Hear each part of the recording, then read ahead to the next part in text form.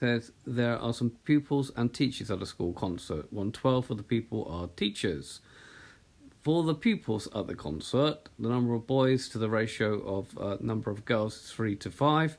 If there were 132 boys at the concert, work out the number of teachers who went to the concert. So one strategy is that we got to try and work out the total number of pupils at the concert, and then we could probably work out the number of people there that were teachers.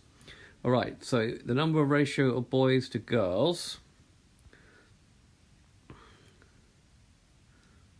is 3:5. It says there were 132 boys at the concert, so we can find out for boys that one part will be in this ratio 132 divided by 3, because 3 parts are boys, and that gives that one part will be 44. If we add 3 and 5 together, we get 8.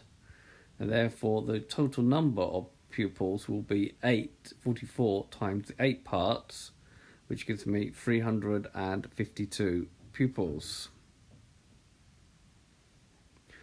Right, so we got the total number of pupils, so we look at the ratio of teachers to pupils. So if 1/12 of the pupils are teachers, that means for every one teacher, there are 11 pupils.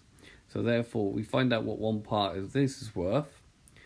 So 352 represents 11 parts in this ratio, and therefore the number of teachers will just be one part, which will be 352 divided by 11, which gives me 32 teachers. So this has been a video to show you how to work out ratios in an IGCSE type question.